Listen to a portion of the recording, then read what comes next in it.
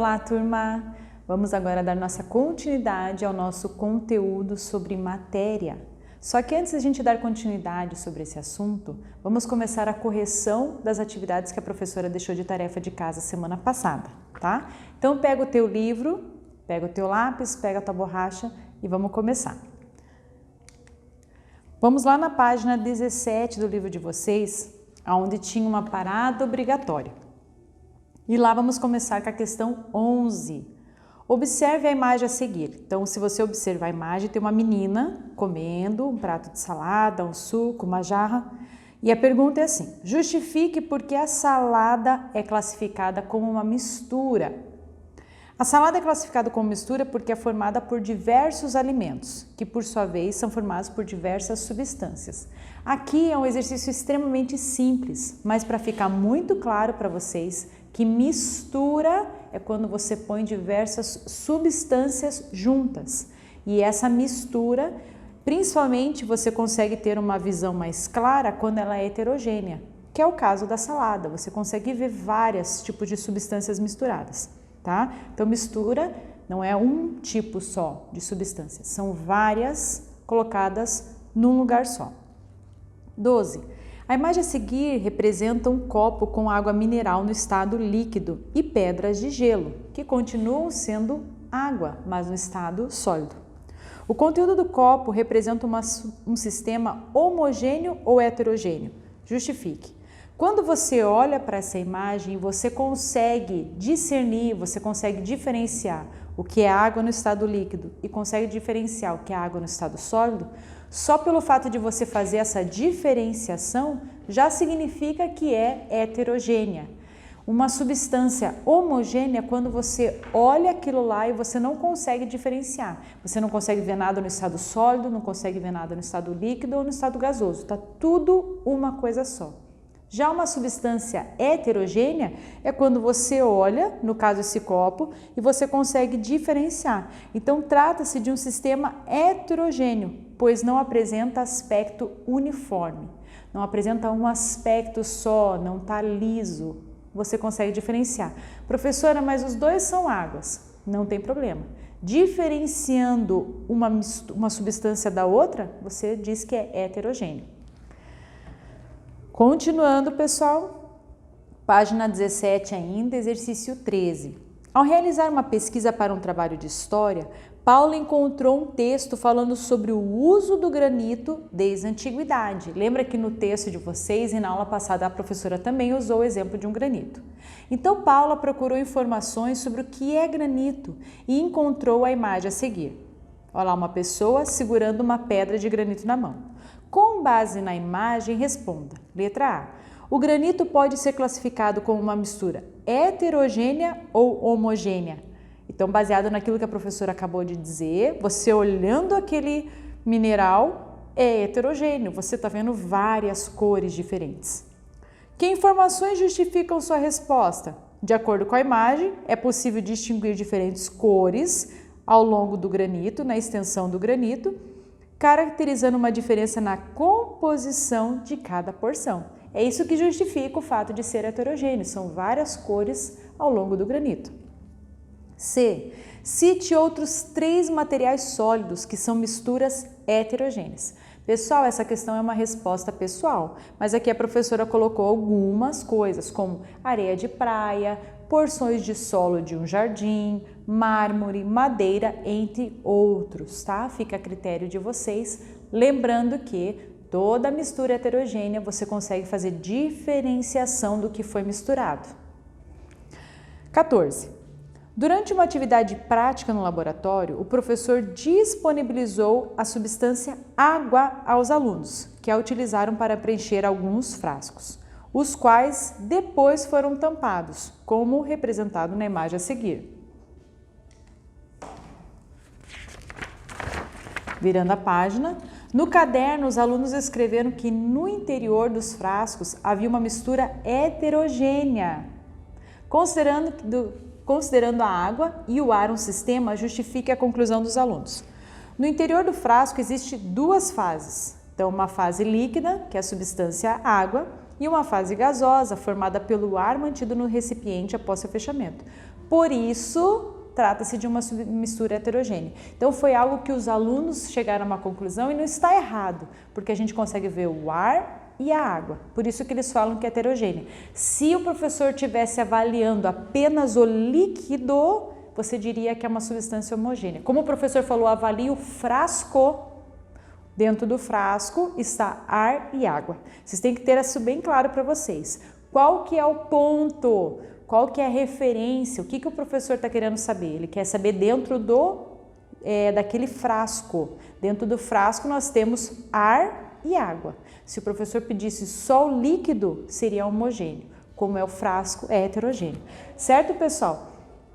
E a 15, a água mineral com gás é uma bebida usualmente consumida antes do café para melhorar a percepção do sabor, considerando apenas o líquido gaseificado como sistema. Qual seria a sua classificação quanto ao número de fases e o seu aspecto, homogêneo ou heterogêneo? A bebida apresenta duas fases, uma gasosa, que é por causa das bolhas que a gente consegue identificar, e uma líquida, por isso é uma mistura heterogênea. Porque aquilo que eu falei, você consegue diferenciar o fato de você conseguir enxergar as bolhas, e isso vai justificar o fato de ser heterogêneo. Continuando lá, pessoal, vamos agora lá para a página 20 do livro de vocês. Tinha mais uma parada obrigatória, vamos dar continuidade na nossa correção. Lembrando, se você tiver alguma dúvida, manda para a professora uma mensagem, tem um ícone lá, devolver, então você escreve, põe lá devolver e envia para a professora poder estar conversando com você e tirando suas dúvidas. 16. As claras em neve são muito usadas em receitas culinárias.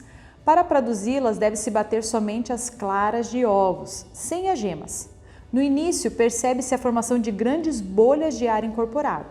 Quanto mais batemos as claras, mais essas bolhas de ar diminuem de tamanho e o volume de espuma aumenta, pois as claras têm a capacidade de reter e envolver o ar. O resultado é um material de aspecto branquinho que lembra a neve, por isso a denominação claras em neve. Pessoal, lembrando aqui dessa mistura, na aula passada a professora fez tantas receitas com vocês. Se vocês tiverem feito, tira uma foto e manda para mim, para a professora ver o que vocês fizeram em casa com todas aquelas receitas que eu passei. Se alguém não fez ainda claras em neve, gente, é uma delícia. Bate lá bem batidinho na batedeira, só a clara do ovo, e se você colocar açúcar, fica uma delícia. Depois pode pegar um moranguinho, uma banana, come junto que fica bem gostoso. Fica a dica para vocês. Olha lá a pergunta. A transformação das claras de ovos em claras em neve é uma transformação química ou física? Explique sua resposta. Então, é uma transformação física. Uma vez que ao bater as claras, ocorre apenas a incorporação de ar, não havendo formação de uma nova substância. Então, quando a gente faz uma transformação física, ela só transforma na forma dela, no estado, mas não altera o sabor, não altera a cor, nem nada, tá? Então é uma transformação física. 17. A avó de Júlia plantou mudas de árvore no jardim de casa. Durante algumas semanas, Júlia acompanhou o crescimento das plantas e anotou suas observações em um caderno. Ela também escreveu que o crescimento das plantas era uma evidência de transformação física. Escreva um texto expondo seus argumentos para concordar ou discordar da ideia de Júlia. Então, aqui também é uma coisa que a gente está esperando de vocês, do aluno. Para o crescimento das plantas, são necessárias diferentes transformações. Então, a gente está discordando de Júlia. Por quê? Porque Júlia escreveu que era uma transformação física apenas. Ela só foi alterando a questão do crescimento, da forma. E não. Então, nós estamos discordando. Houve transformação química, como aquelas que permitem seu crescimento, seu desenvolvimento e sua sobrevivência, processo de fotossíntese, pelo qual a planta produz o seu próprio alimento, e os processos que levam ao amadurecimento do fruto. Então, quando o fruto está amadurecendo, uma das coisas que a gente observa não é só aumentar de tamanho, é a coloração, muda de cor. E a mudança de cor é uma das evidências de transformações químicas, tá? Para mudar de cor, precisou ser alterado a química do fruto. E isso nos leva a ver que houve transformação química, então nós discordamos daquele caderninho onde Júlia foi anotando que houve transformação física. 18. Considere as situações das imagens a seguir. Então, a letra A, você vê uma pessoa rasgando o papel, fazendo bolinha de papel. Na B, tá? Queimando o papel. Identifique em qual situação ocorre uma transformação física e em qual uma transformação química. E elabore uma explicação, viu, pessoal? Não é só colocar essa transformação física ou química, você tem que colocar uma explicação. Então, na situação A, ocorreu uma transformação física, porque o papel, mesmo sendo rasgado, mesmo sendo amassado, não transformou o fato dele ter aquela mesma composição, ele continuou sendo papel, papel liso para papel amassado para papel rasgado. Já na situação B, ocorreu uma transformação química, pois a queima do papel forma novas substâncias, com uma composição diferente do material de início. Então, antes ele era um papel, quando você colocou fogo, essa queima, que é outra evidência de transformação química, fez com que todo aquilo que estava no papel, todos aqueles componentes químicos fossem alterados para uma nova composição, porque houve uma reação com o fogo. E por último, a 19, em dias de temperaturas mais elevadas, é comum utilizarmos gelo para diminuir a temperatura de uma bebida rapidamente. No processo de produção de gelo, ocorre uma transformação física ou química. Justifique. Então, ocorre uma transformação física, uma vez que é apenas a mudança do estado físico da água, sem a formação de novas substâncias. Então, o que acontece em dias de calor? Pega-se aquela forminha de gelo ou uma própria garrafinha, mas, gente, não coloquem vidro, tá, dentro do freezer, a não ser que seja por um período muito curto, colocou para dar aquela gelada. Mas nunca coloquem água dentro de um recipiente de vidro e deixe para gelar no freezer, porque não vai dar. Na hora que o gelo, pelo fato de haver essa transformação da água para o gelo, ele se expande, ele aumenta de tamanho. E aí todo recipiente de vidro, ele estoura no freezer. Ou pior, ele pode estourar na tua mão, ainda causando um acidente feio, tá? Então, o que acontece? Normalmente nós utilizamos recipientes plásticos. Toda a forminha de gelo é de plástico. Coloca a água lá, põe no freezer, vai transformar gelo. Então, só houve transformação na forma ou no estado físico da água. De líquido para estado sólido. Houve a fusão. Certo, pessoal? Fica a dica aí, não coloquem recipientes de vidro no freezer, a não ser que seja por um período muito curto, mas para gelar, use as forminhas de plástico. Continuando, então agora nós vamos lá para a página 20, a professora já corrigiu. Vamos para a página 23 agora. Na página 23, na página 22, a professora fez esse exercício com vocês na aula passada, que era entre em ação. Você poderia deixar registrado, mas na própria aula você poderia ter feito isso. Então, a professora vai corrigir com vocês a página 23, passo a passo. Na imagem ao lado, a gente está vendo aquelas embalagens a vácuo, que não representam ar em seu interior.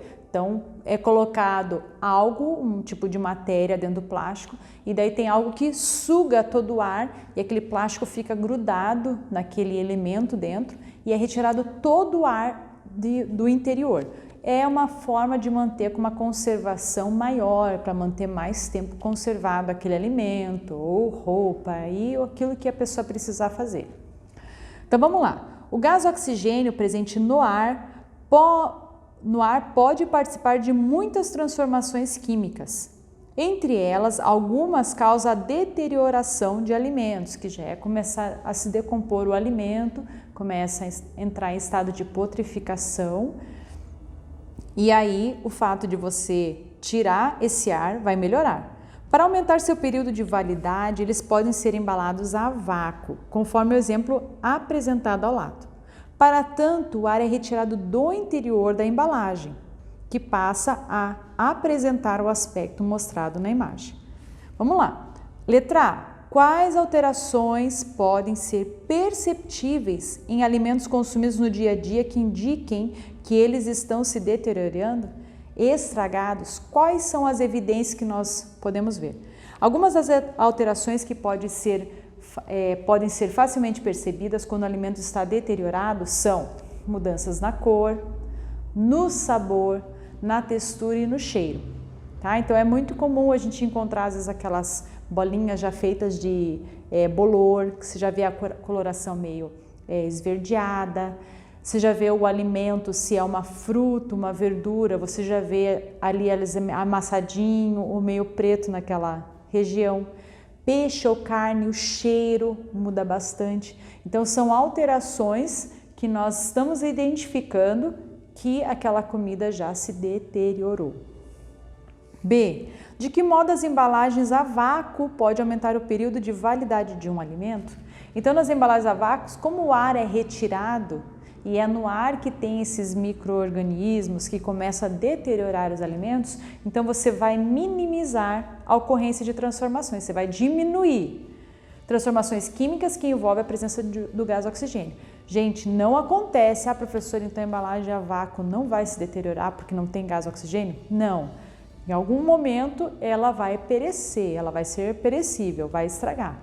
Mas ela dura muito mais do que um alimento que está exposto. Tanto é que quando um alimento está fechado, ele fala assim, às vezes tem até 1 ano de validade. Pode observar, uma latinha de molho de tomate, uma latinha de milho, ervilha, esses alimentos, arroz, dura lá 1 ano.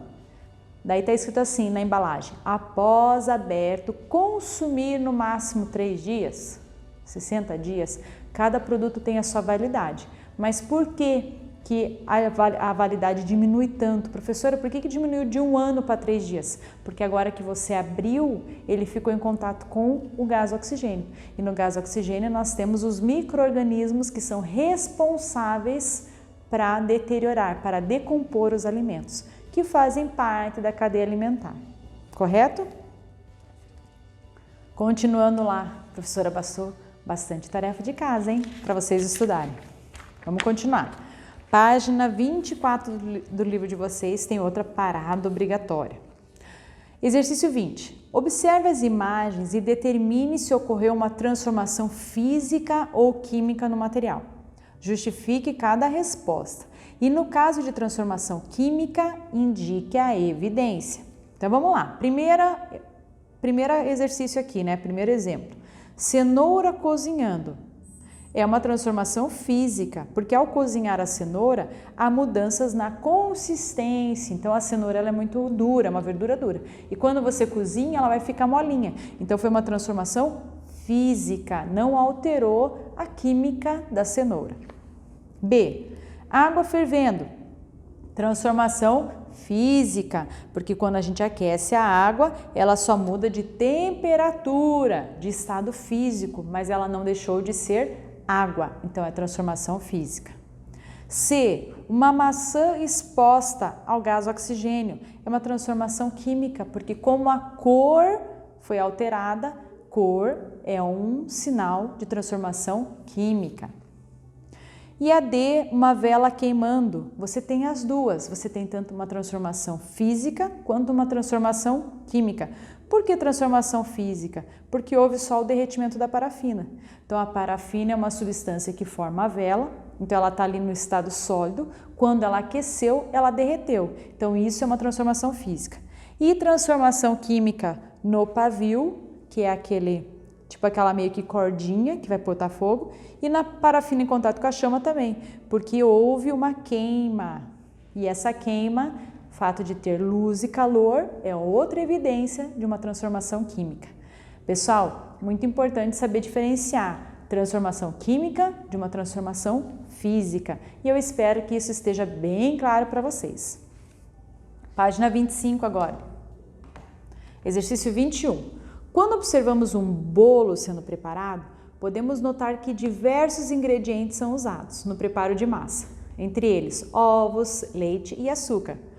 Todos são misturados e a massa obtida é colocada em formas para ser então levada ao forno. O cheiro de um bolo assando é bastante característico e estimula nossos sentidos. Após o tempo de preparo no forno, podemos observar que o aspecto do bolo assado não é o mesmo de antes de a massa ser levada ao forno. Olha quantas coisas falou aqui, né? Então, cheiro, ao fogo, são tudo evidências de uma transformação química. Então, letra A. O preparo de um bolo, conforme descrito no texto, envolve principalmente transformações químicas ou físicas. Justifique.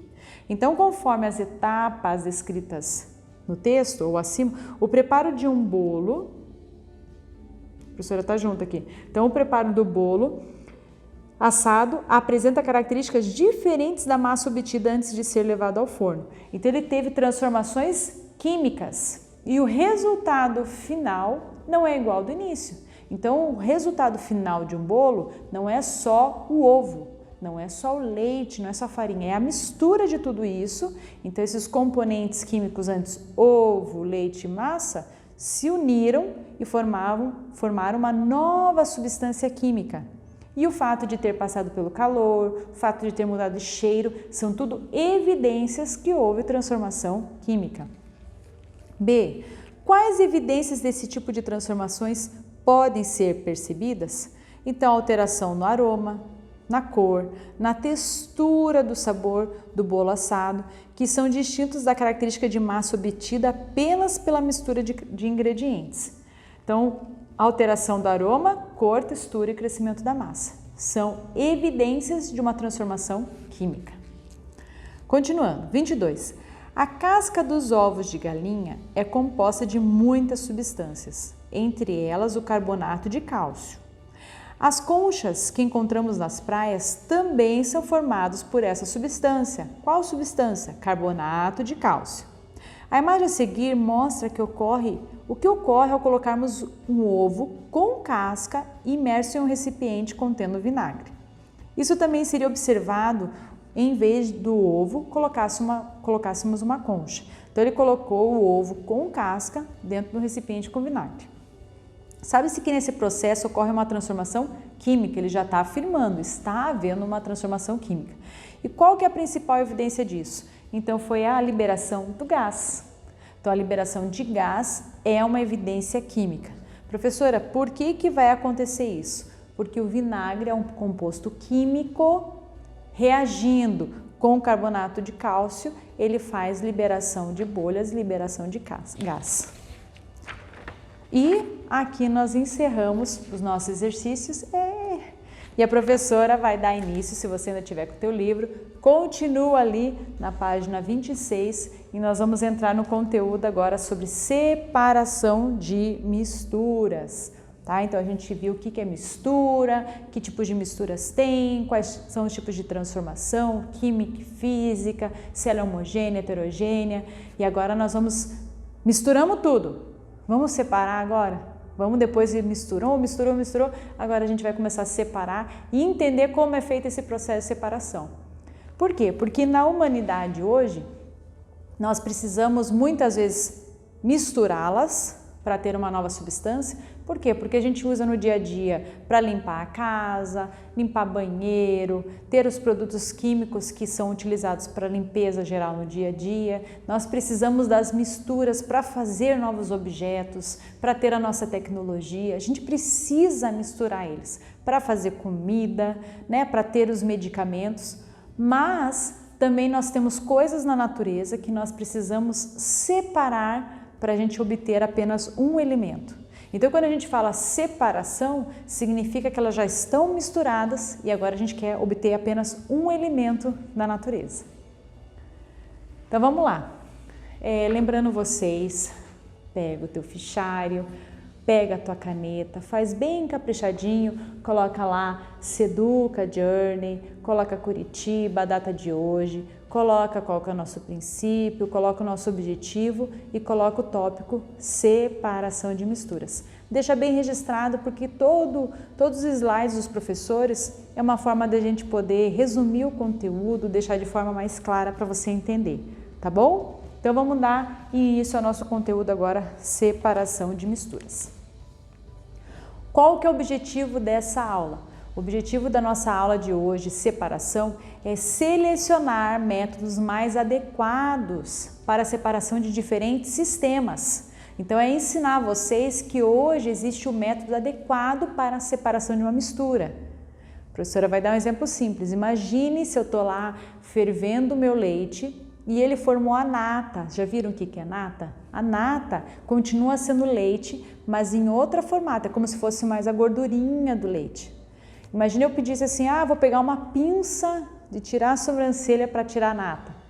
Então, existe um método, então existe peneiras. A professora trouxe uma aqui, depois eu falo sobre isso. Então, existe uma peneira hoje que eu ponho, claro que a professora trouxe uma grandona, né? Então, eu coloco o leite e aquilo que eu não quero vai ficar separado. Então, nós temos métodos adequados que são utilizados no dia a dia hoje para nos ajudar a separar esses sistemas heterogêneos, a partir da identificação de processos de separação de materiais, como a produção do sal de cozinha, destilação do processo do petróleo e entre outros. Então, nosso objetivo hoje é mostrar que na separação de misturas já tem métodos diferentes para separar esses materiais. E é isso que vocês vão aprender hoje. Quais são os métodos de separação de misturas? Então, vamos começar. Professor, o que é separar uma mistura?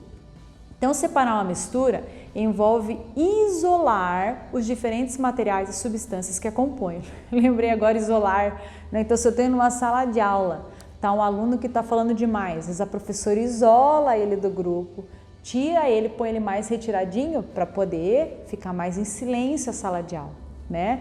E às vezes até dependendo da situação, a professora tem que conversar, isolar ele mais para conversar. Olha, vamos colaborar? Então, isolar é separar. Então, separar uma mistura envolve isolar diferentes materiais e substâncias que a compõem. O processo de separação dependendo do componente que se deseja obter e de suas propriedades. Então, quando eu vou separar o material, eu tenho que saber o que eu quero, qual tipo de elemento que eu quero daquela mistura. E aí, por saber que tipo de elemento, eu vou saber que tipo de material eu vou usar, tá? Então, vamos começar com o primeiro tipo de material. Então, separação de misturas, coloca na separação, o que é? Nós vamos começar com o primeiro método agora. Então, o primeiro método é a peneiração, que é usar a peneira, que a professora trouxe aqui um exemplo para vocês. Isso aqui é uma peneira. Existem vários tipos de peneira, mas a ideia da peneira é essa telinha aqui, ó. Eu preciso dessa telinha. E essa telinha, ela varia conforme o tipo do buraquinho, ela pode ser maior, a dimensão pode ser menor, dependendo do elemento, tá? E ela é usada para separar componentes de diferentes dimensões, como grânulos de cacau em pó. Então, o que acontece? Vou pôr alguns exemplos para vocês aqui. Olha lá, o primeiro exemplo que eu dei para vocês, que é muito utilizado no dia a dia, é quando você vai pôr leite, né? No caso, eu gosto de tomar de manhã um cafezinho com leite. E eu fervo leite na leiteira. Quando eu vou colocar aqui, a professora fala leite, não leite, quente. Leite, quando eu vou colocar o meu leite, a professora não usa essa aqui, tá? Usa uma menorzinha. O que eu tô querendo? Ela tem uma dimensão pequenininha, porque eu não quero que a nata, que é essa parte mais gordurosa do leite, caia no meu café. Então, eu uso uma peneira para tirar. Aqui no exemplo ao lado é confeitaria, quando a pessoa vai pôr farinha, quando vai pôr açúcar, ela coloca na peneira, bate assim, para quê? Para aquele pedacinho que está maior, mais granuloso, um pedaço maior, não caia na comida. Então ela separa para ficar bem fininho o pó. As pessoas que estão fazendo tapioca, coloca ali a tapioca, bate para ela pegar só aqueles grãos mais miudinhos, ficar mais fina. Nós temos um exemplo aqui de garimpo, tá? Que é garimpar. Existiu muito e ainda existe os garimpeiros, eles usam peneiras bem grandes, porque daí eles vão em regiões que eles sabem que pode até encontrar ouro, alguma pedra preciosa, e eles afundam aquela peneira, começam a chacoalhar ela. Então, o que eles estão separando? Líquido, eles não querem que o líquido fique ali, pedaços de solo, barro caiam pela peneira, e se tiver algum tipo de pedra, fique presa na peneira deles. Então, o garimpeiro fica muito tempo fazendo aquele trabalho com a peneira assim. E, às vezes, a pessoa que vai fazer uma avaliação na qualidade de solo, tá? Ela leva uma peneira e ela começa mexer no solo para ver se aquele solo ele tem pedras maiores, pedras menores. Por quê? Porque se vai fazer uma agricultura numa região, se vai fazer uma plantação, às vezes, dependendo da qualidade do solo, ela não é boa para o cultivo. Se ela é muito porosa, pouco porosa, se ela for pedras maiores, mais difícil de penetrar, então a água escorre com muita facilidade e vai para uma profundeza que ele não quer. Ele precisa reter a água num processo de solo menor, para que a planta cresça com mais facilidade. Então, pode olhar, em desertos, aquela água que cai na areia, que já é difícil vir água, ela escorre com facilidade e desce. Então, se as plantas não tiverem uma forma de reter a água dentro dela, ela perde a água. Então, são diferentes processos onde a peneira é utilizada e ela vai cumprir com o objetivo dela. Tá? Lembra que eu falei? Para ver uma separação, vai cumprir com o objetivo. Então, para que eles querem? Para qual finalidade? Para essa finalidade de separar alguns elementos, a peneira cumpre com o objetivo. Então, esse primeiro processo é chamado de peneiração. E aqui a professora colocou uma história que eu vou contar para vocês, que quando eu estava na faculdade, eu quis trabalhar com uma bióloga marinha. Tá? A professora é formada em biologia e eu fui lá para o litoral do Paraná, Pontal do Sul, na Federal, e eu quis trabalhar com essa bióloga. E o que eu fazia? Eu precisava, um dos meus trabalhos é separar os dentes dos golfinhos da Ilha das Peças. Então, deixa eu explicar. Então, aqui, ó, para quem conhece, ali nós temos a Ilha do Mel e perto da Ilha do Mel nós temos a Ilha das Peças.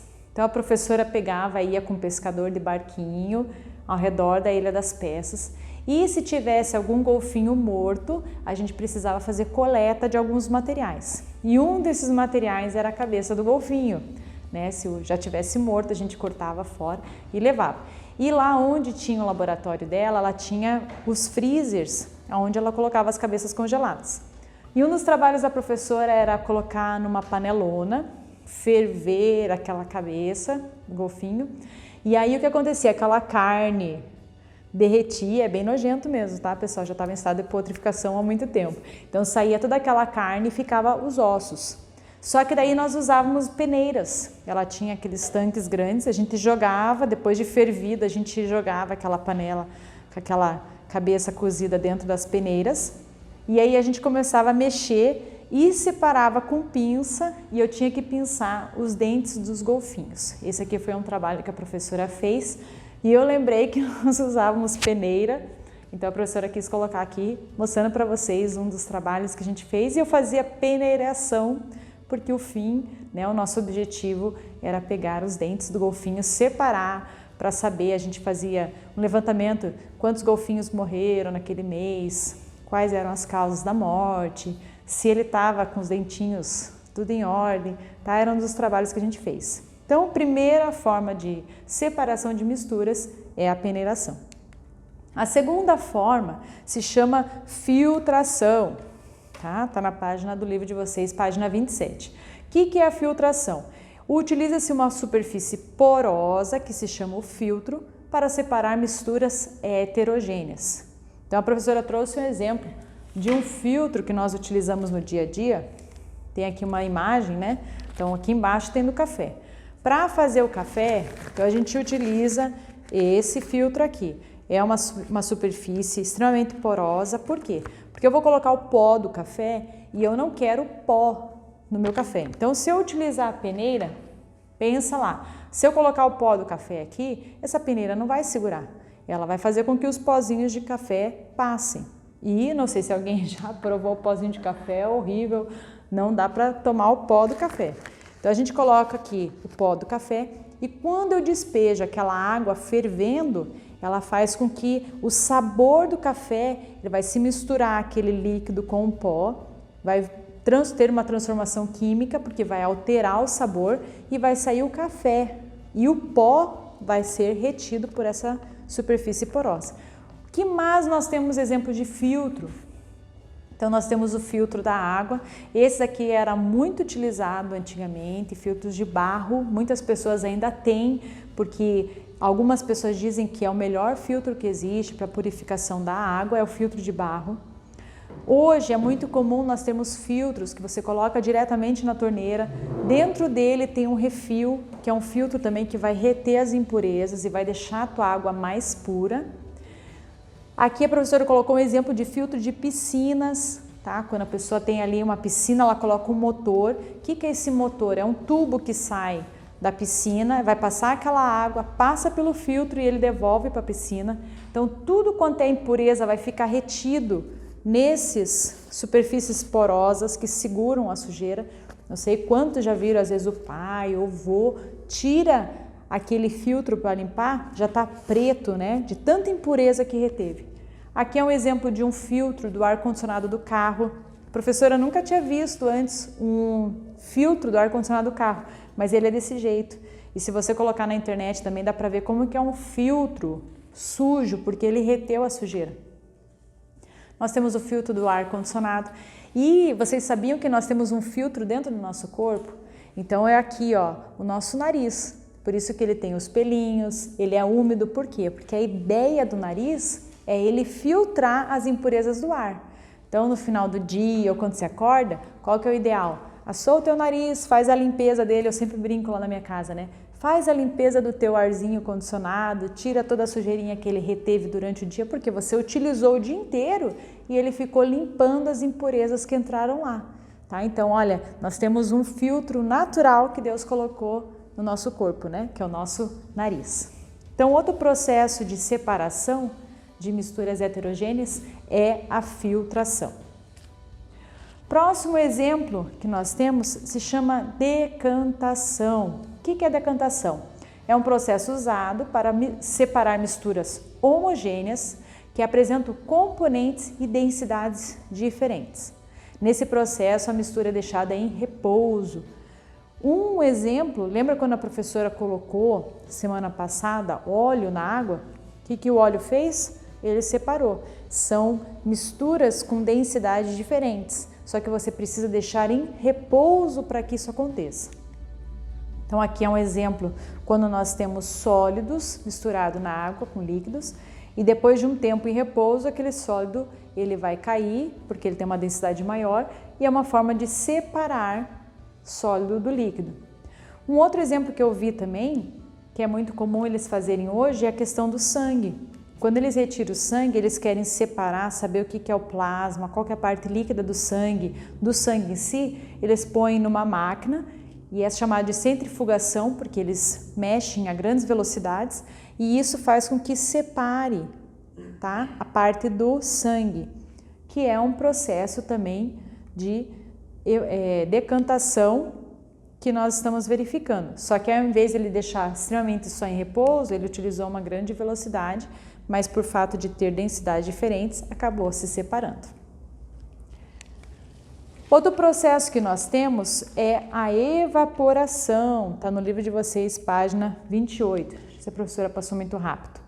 Evaporação é um processo natural e lento, no qual uma substância passa do estado líquido para o estado gasoso, mas isso é mais lento porque você está colocando ele exposto a tudo que é natural, você não está submetendo ele a algo que você possa talvez ir com mais velocidade. Então por isso que ele é mais lento e você vai passar do estado líquido para o gasoso. Alguns exemplos que nós temos aqui. Então é roupa, quando eu ponho no varal, qual que é o objetivo? Eu quero que a água que esteja na roupa, ela evapore, porque eu quero uma roupa não molhada mais, eu quero uma roupa seca.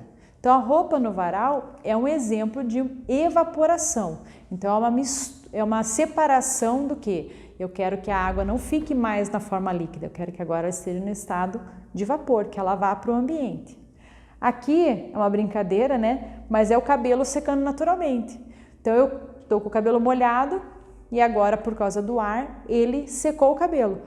Então a evaporação ela também pode acontecer se eu quiser secar ele com o secador. Aí eu estou submetendo a uma velocidade mais rápida, não é mais um processo lento. Mas quando é naturalmente, eu deixo a natureza fazer isso, ele é mais lento. E aqui são grandes salinas. Professor, o que é uma salina? É onde eu retiro o sal da água, tá? Então aqui eles têm lugares perto da água do mar mesmo, eles separam, deixam essa água, tá vendo que ela tá bem rasinha, porque o que acontece? Essa água do mar vai evaporar e vai sobrar só o sal.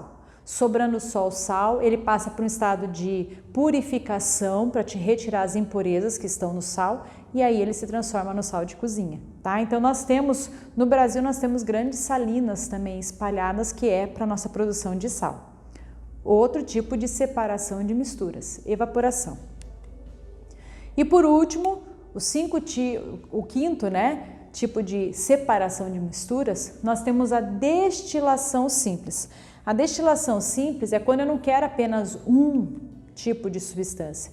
No caso aqui, se eu quiser não apenas o sal, mas eu quiser novamente aquela água sem estar salgada mais, então eles fazem de uma forma diferenciada. Mas aqui é uma forma simples. Então ele tem uma solução, olha lá, tá vendo as bolinhas? É como se aqui fosse aquela água salgada. E ele passa por esse processo aonde não só eu consigo o sal, mas eu também vou conseguir o resultado final, que é a água, tá? Então, o último processo chama destilação simples. Pessoal, então a aula de hoje foi sobre separação de misturas. Nós temos 5 tipos de separação de misturas, nós aprendemos o que é separação de misturas, então a professora quer que fique bem claro para vocês as formas. Cada tipo de forma tem um objeto diferente para que eu use, para eu obter resultados finais com sucesso daquilo que eu quero fazer. Tá bom? Bom estudo para vocês, ótima semana e vejam lá o PES para você poder fazer as atividades.